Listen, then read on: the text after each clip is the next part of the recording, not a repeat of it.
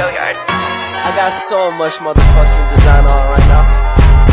Break it down, bring it back, make it clap. I got 3 old thoughts, new guap, wear that thing. Bitches on my line, and you know.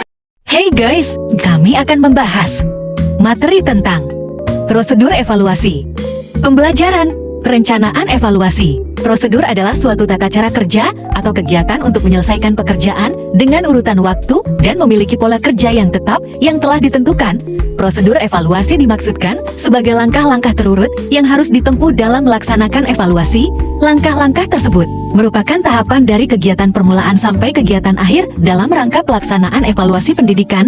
Muchtar Bochari menyebutkan bahwa langkah-langkah pokok yang harus ditempuh sebagai prosedur evaluasi terdiri dari perencanaan planning, pengumpulan data collecting, verifikasi data, verification, analisis data analisis, dan penafsiran interpretation. Teknik pelaksanaan evaluasi. Pelaksanaan evaluasi artinya bagaimana cara melaksanakan suatu evaluasi sesuai dengan perencanaan evaluasi, baik menggunakan tes-tes tertulis, tes lisan, dan tes perbuatan maupun non-tes.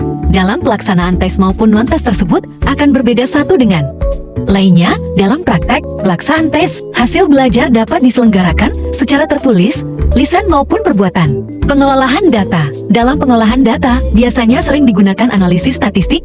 Analisis statistik digunakan jika ada data kuantitatif, yaitu data-data yang berbentuk angka-angka, sedangkan untuk data kualitatif, yaitu data yang berbentuk kata-kata, tidak dapat diolah dengan statistik. Jika data kualitatif itu akan diolah dengan statistik, maka data tersebut harus diubah terlebih dahulu menjadi data kuantitatif kuantifikasi data. Meskipun demikian, tidak semua data kualitatif dapat diubah menjadi data kuantitatif, sehingga tidak mungkin diolah dengan statistik. Penafsiran hasil evaluasi terdapat 2 bagian, yaitu penafsiran kelompok dan penafsiran individual. Penafsiran kelompok adalah penafsiran yang dilakukan untuk mengetahui karakteristik kelompok berdasarkan data hasil evaluasi seperti prestasi kelompok, rata-rata kelompok, sikap kelompok terhadap guru, dan materi pelajaran yang diberikan, dan distribusi nilai kelompok.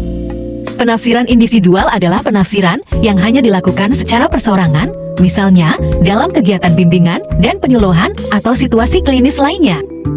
Pelaporan hasil evaluasi. Semua hasil evaluasi harus dilaporkan kepada berbagai pihak yang berkepentingan, seperti orang tua wali, atasan, pemerintah, dan peserta didik itu sendiri sebagai akuntabilitas publik. Hal ini dimaksudkan agar proses dan hasil yang dicapai peserta didik, termasuk perkembangannya, dapat diketahui oleh berbagai pihak, sehingga orang tua wali misalnya dapat menentukan sikap yang objektif dan mengambil langkah-langkah yang pasti sebagai tindak lanjut dari laporan tersebut.